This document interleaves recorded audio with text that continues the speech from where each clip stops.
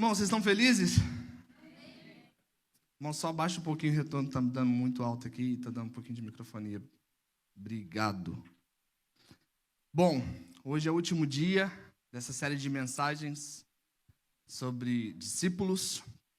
E eu queria falar um pouco hoje sobre a identidade do discípulo. Sabe, nada melhor do que falar sobre isso citando os evangelhos. Os evangelhos são Marcos, Lucas, João. Obrigado, mano.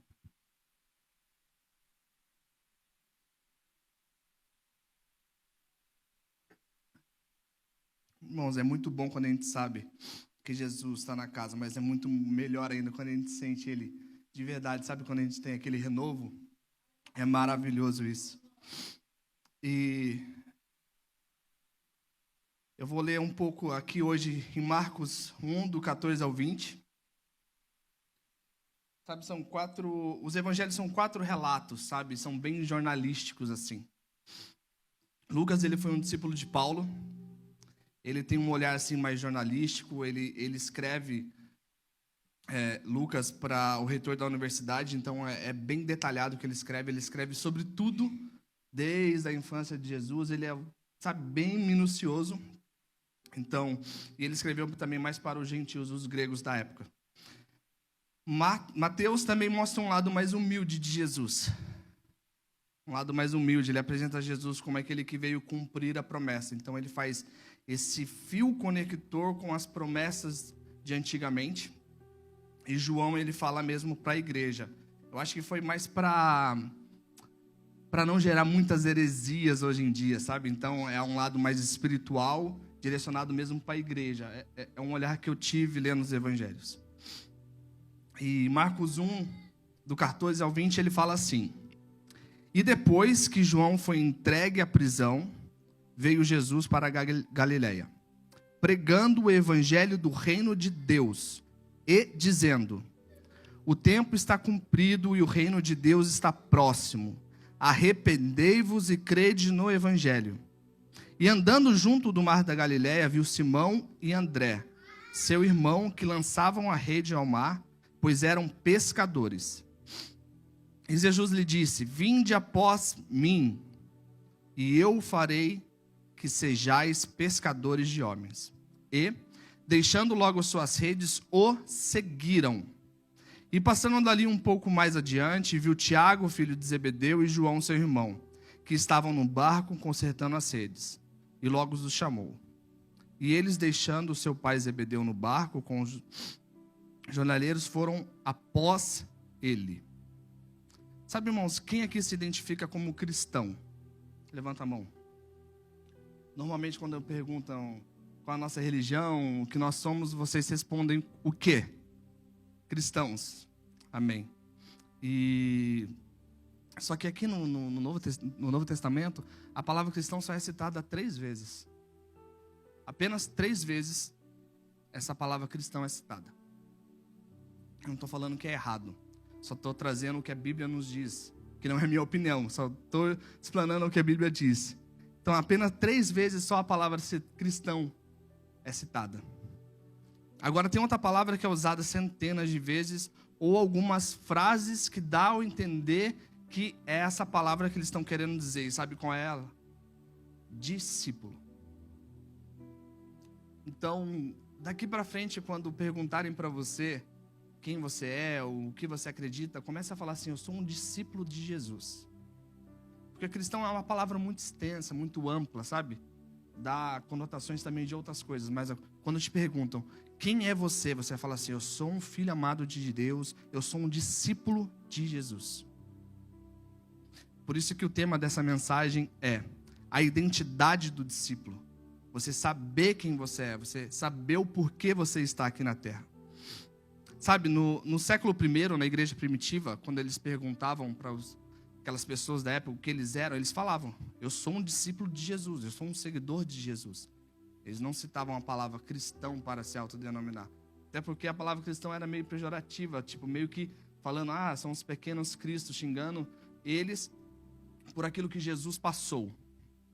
Amém, irmãos? Eu não estou falando que é errado, ok? Só estou falando que a Bíblia diz que era mais comum ser chamado de discípulo de Jesus do que cristão. Então, até a grande comissão nos diz. A grande comissão, irmãos, não é uma grande sugestão. Eu sugiro para a igreja que vocês façam isso. Eu sugiro para os irmãos que vocês façam aquilo. A grande comissão é um mandamento. É ide e pregai o evangelho. Ide e fazei discípulos. Não cristãos. Ide e fazei discípulos.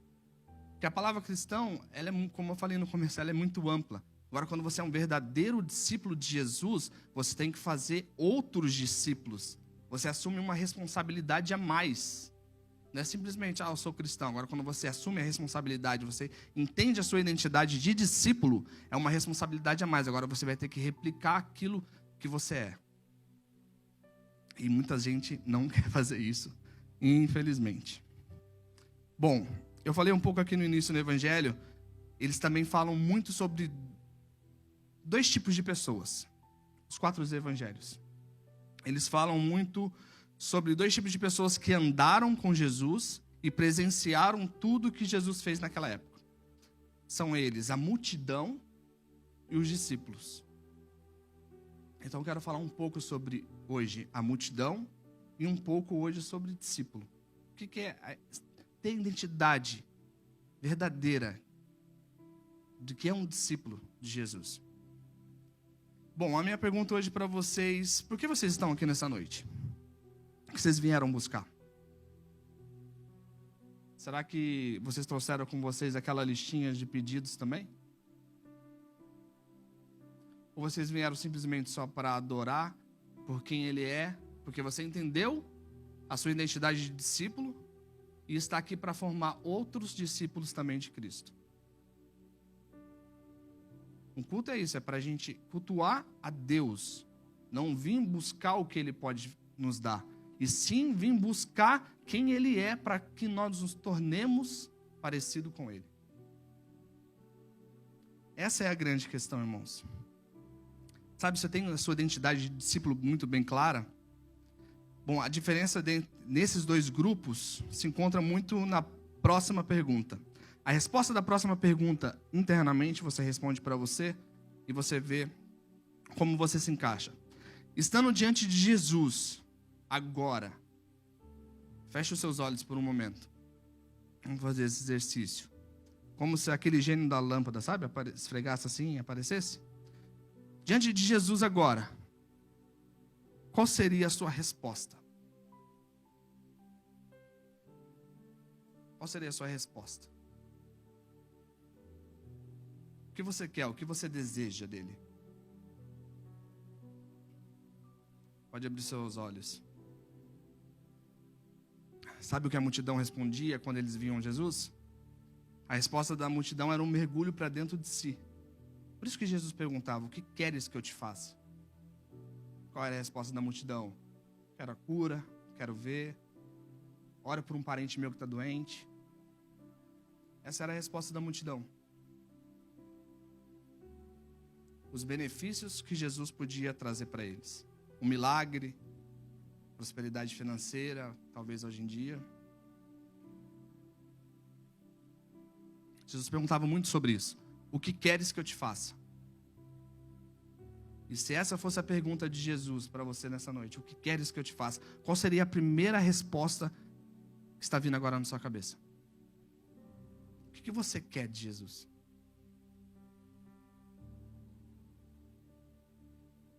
Com isso você vai já perceber se você tem muito bem definida a sua identidade de discípulo. Sendo mais claro para vocês, é aqui que mora o grande problema. Aqui no relato bíblico, nos mostra que desde o jardim do Éden, nós fomos contaminados por algo. E esse algo contaminou o quê? Nosso coração. E o que é isso? Pecado. E o pecado e o nosso coração não é o nosso órgão aqui dentro. É o centro do desejo das minhas vontades. O que realmente me motiva a fazer o que eu faço? O que te motiva a vir aqui? O que te motiva a levantar de manhã para trabalhar? O que te motiva a servir na igreja? O que te motiva a querer ser um servo, um discípulo de Cristo? Qual é a motivação que você faz tudo isso?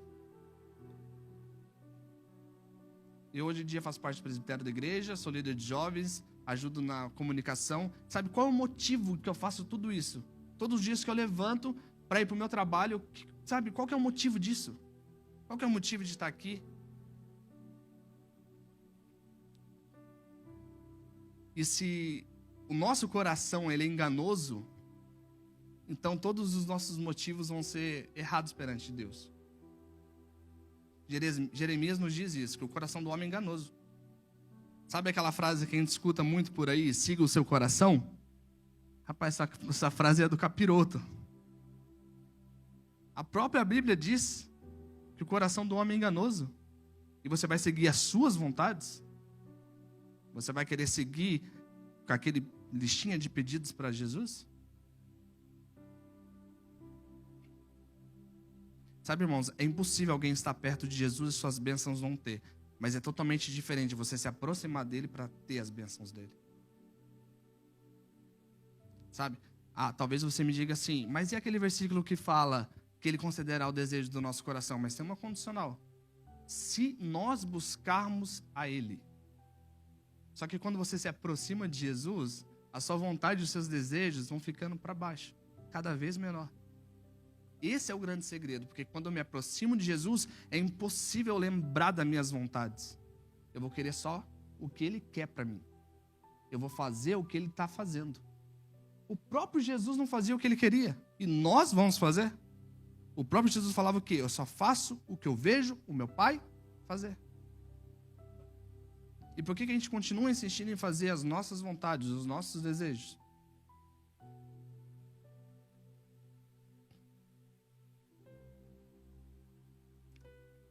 Sabe, irmãos, Romanos diz muito sobre isso.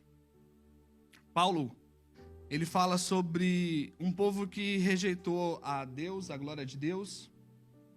Ele fala sobre aqueles que escolheram adorar as coisas ao invés da pessoa de Deus, ao invés do Criador.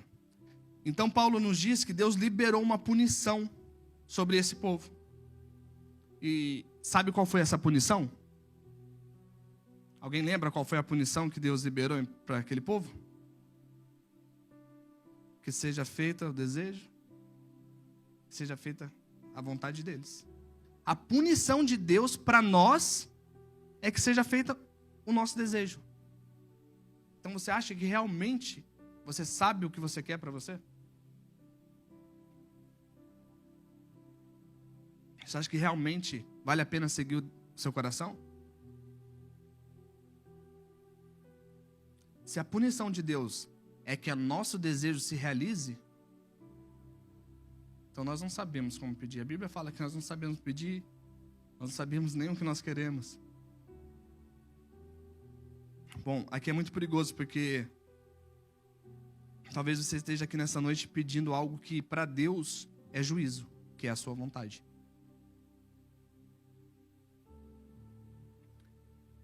Bom, seguir o desejo do seu coração e as suas vontades.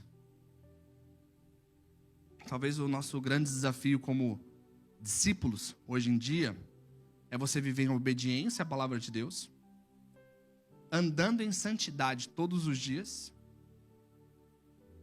e às vezes ao menos sem nem sentir. Hoje foi totalmente diferente. Eu entrei, antes de subir para pregar, eu estava ali ministrando ao coração de Deus. A gente estava aqui erguendo um altar de adoração. Eu senti Jesus de uma maneira diferente, de renovo e tal. Mas vai ter dias, irmãos, que você não vai sentir nada. Mas você tem que ter a certeza que Ele está ali. E que vai continuar tendo que obedecer a Ele, mesmo sem sentir nada. Não é sempre que você vai sentir a presença de Deus. Sabe, ter aquele arrepio diferente, gostoso. É bom demais. Quem me dera sentir isso todos os dias da minha vida. Mas a maturidade do cristão é obedecer sem sentir. É continuar caminhando mesmo não vendo, mas acreditando numa palavra. Ele diz que felizes são aqueles que não viram, mas creram. Essa é a nossa verdadeira felicidade. E talvez a maior prova de amor de Deus para você nessa noite e para mim, sabe qual é? Não.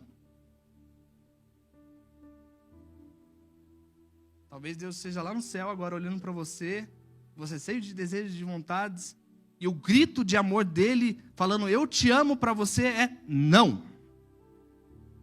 Não, eu não vou conceder o desejo do seu coração. Por quê? Porque eu te amo. Você já parou para pensar sobre isso? Que talvez Deus grite muito alto para você, eu te amo, dizendo não. Esse era o problema da multidão.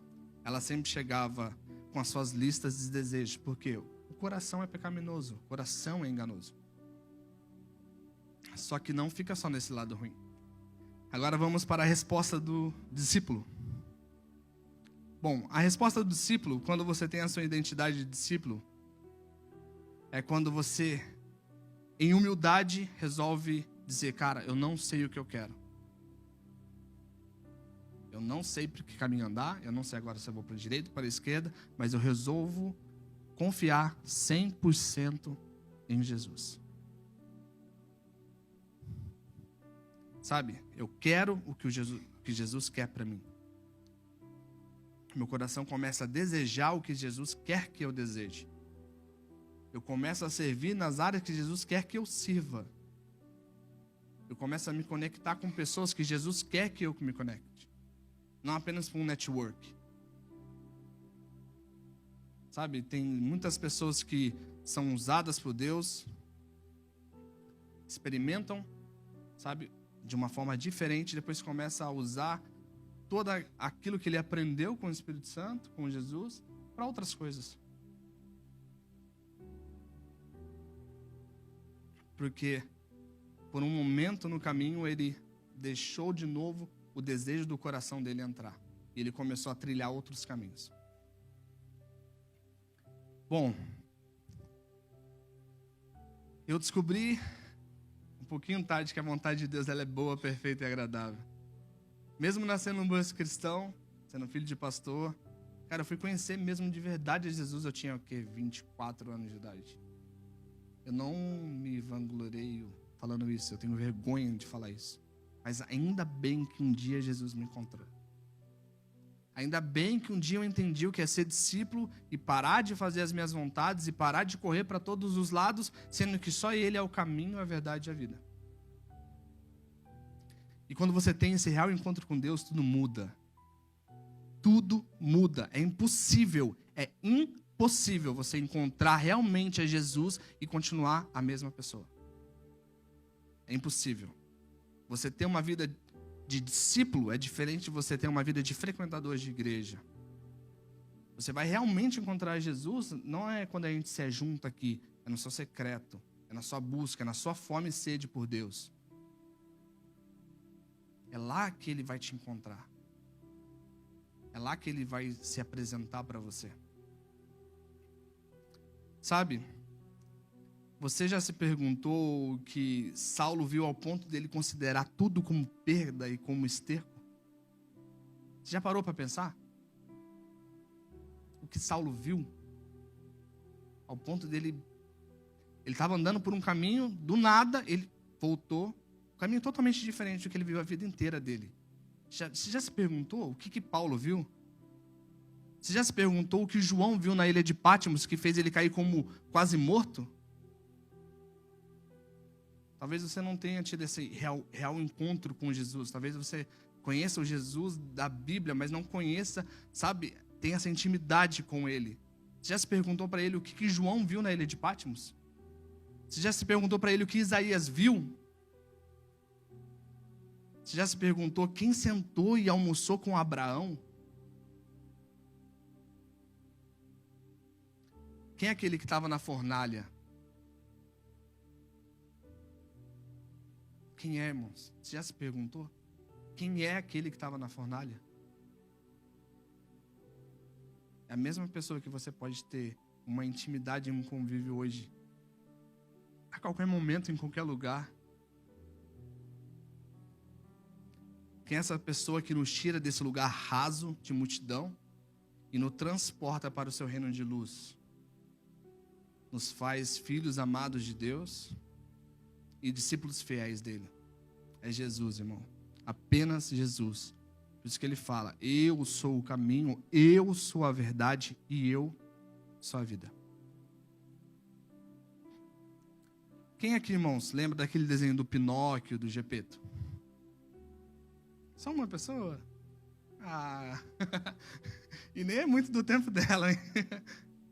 Bom, nós temos que parar, irmãos, de ficar inventando desculpas quando os nossos desejos e as nossas vontades não dão certo. Sabe aquela listinha de pedido? Então, nós temos que parar de ficar inventando desculpas para nós mesmos e para as pessoas, colocando a culpa no Gepeto.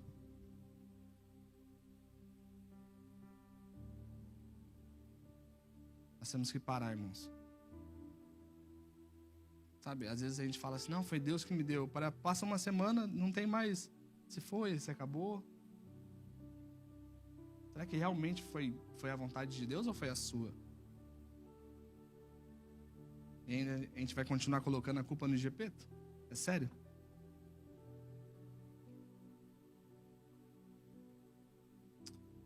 Sabe, irmão, nós estamos falhando no berço. Nós estamos ainda apenas às vezes, sendo apenas multidão. Ao invés de encararmos de verdade o que é ser discípulo de Deus, de Jesus. Eu falei aqui no início que Deus não chamou a gente para ser pregador, professor de escola dominical. Vitão? Deus não chamou a gente para isso. Ele nos chamou para sermos testemunhas. Sentir na pele, vivenciar com Ele o que é ser um discípulo fiel de Jesus. Testemunha não fala apenas do que viu. E não somente apenas do que leu para ensinar.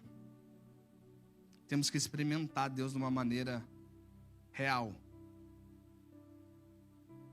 Sabe, o ponto ápice de um cristão não é ele aceitar Jesus, mas ele é conhecer quem é Jesus. Temos que ser testemunha viva, discípulos com a sua identidade definida. Sabe, somente com uma vida prática daquilo que você prega com a sua vida, que você vai se tornar um discípulo de Jesus.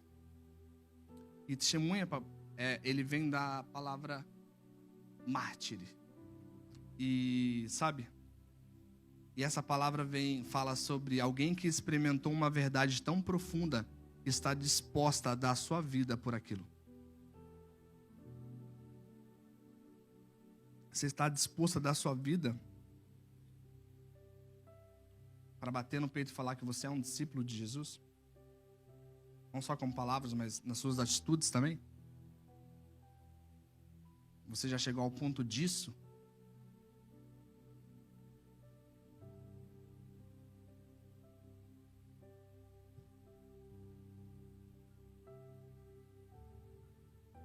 Aqui no livro de Marcos, irmãos, Jesus chama esse homem para segui-lo. Esse é o segredo. Vinde após mim. Precisamos seguir a Jesus, ser um discípulo que esteja com os olhos fixos em Jesus.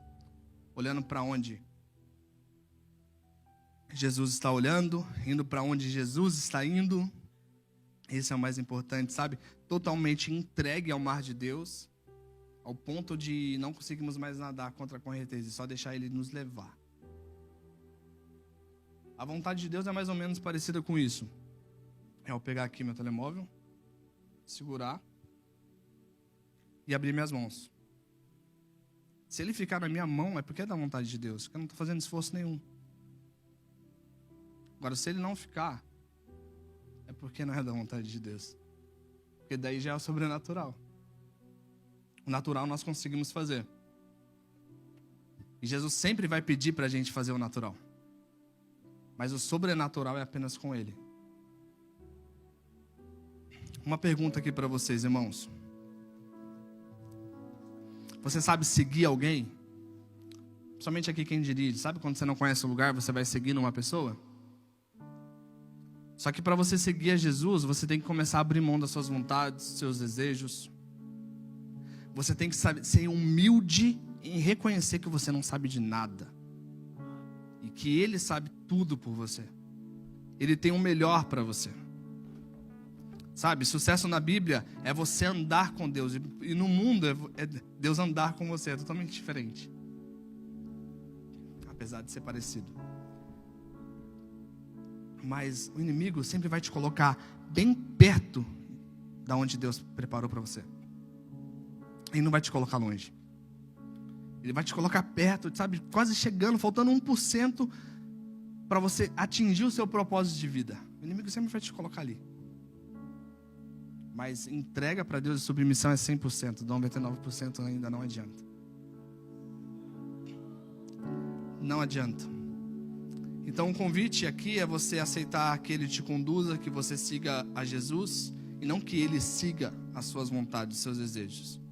Isso, irmão, vai te libertar de uma maneira tão grande, que vai acabar com as suas frustrações.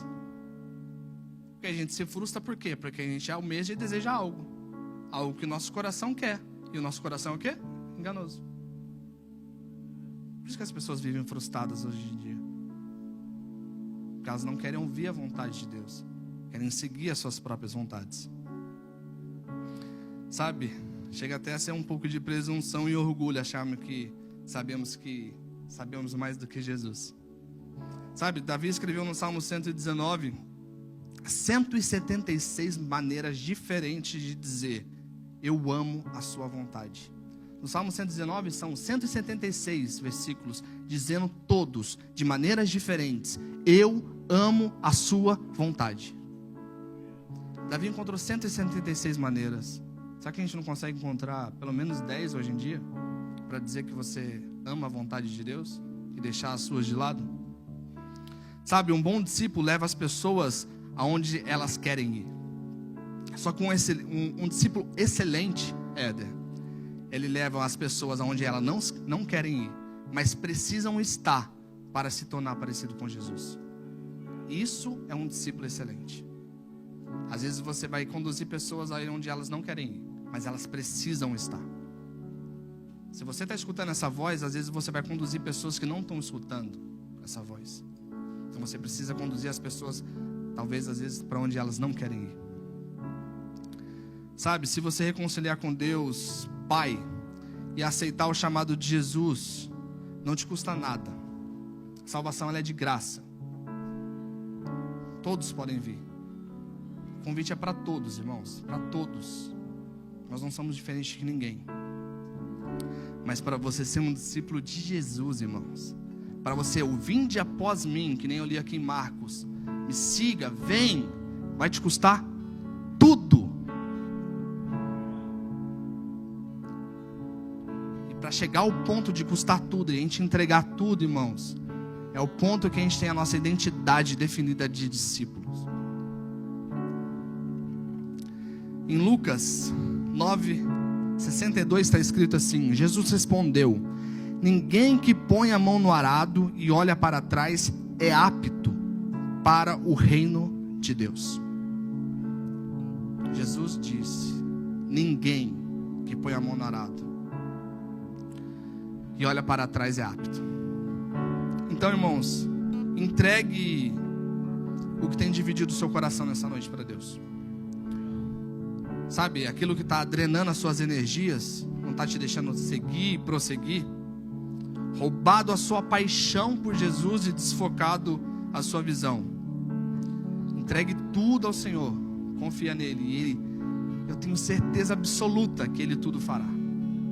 Sabe por quê que eu tenho certeza? Porque não são as minhas palavras, são as palavras dele. Por isso que eu tenho certeza absoluta, porque se fosse algo de mim, irmãos, a gente não pode subestimar a inteligência de Deus. Ele deixou tudo escrito. As escrituras são inspiradas por Deus. A gente não pode subestimar a inteligência de Deus, irmãos. Está tudo ali, está tudo escrito. Então faça um desafio para vocês nessa noite. A partir de hoje, comece a responder: eu sou um discípulo de Jesus. Porque quando você começar a falar isso, irmãos, o ponto principal, principalmente para mim, que estou aqui em cima falando para vocês, quando eu falo algo, quando esse algo sai da minha boca, eu me torno muito mais responsável por aquilo. Então, quando você começar a falar que você é um discípulo de Jesus, você vai ter uma autorresponsabilidade de andar como Ele andou, de fazer o que Ele quer. Irmãos, até servindo na igreja é difícil. Vai ter pessoas que vão te olhar torto, falar mal do que você está fazendo, Mas se os seus olhos estiverem fixos em Jesus, não importa o que falarem. Não importa se você está cavando poços e estão entulhando todos os poços que você está cavando. Não pare de cavar. Não pare. Não pare. Fechem os seus olhos, irmãos. Espírito Santo, obrigado por essas palavras. Obrigado pelas palavras, porque nós conhecemos mais a Escritura e conhecemos mais do que o Senhor quer para a nossa vida. Nós reconhecemos que nós não sabemos de nada. Nós não sabemos o que falar, o que dizer, para onde ir. A palavra diz que até o desejo de te adorar vem de ti. Então o que falar? Que palavras usar? O que fazer? Para onde ir? A única maneira, papai, é estar totalmente rendido a ti. É ser um discípulo fiel de ti, papai. É acreditar no que o Senhor falou. É acreditar nas suas promessas, papai. Nós somos co-herdeiros contigo, Espírito Santo. Mas acima de tudo, papai, eu quero você. Eu quero você, Espírito Santo. Eu não quero o que o Senhor pode nos dar. Queremos a sua presença. Queremos te conhecer, papai, porque essa é a eternidade, Espírito Santo. Te conhecer e prosseguir, te conhecer e fazê-lo conhecido. Então usa nossas vidas dessa maneira, Espírito Santo. Continue nos usando, Espírito Santo. Porque nós somos totalmente teu, Pai. Em nome de Jesus, amém.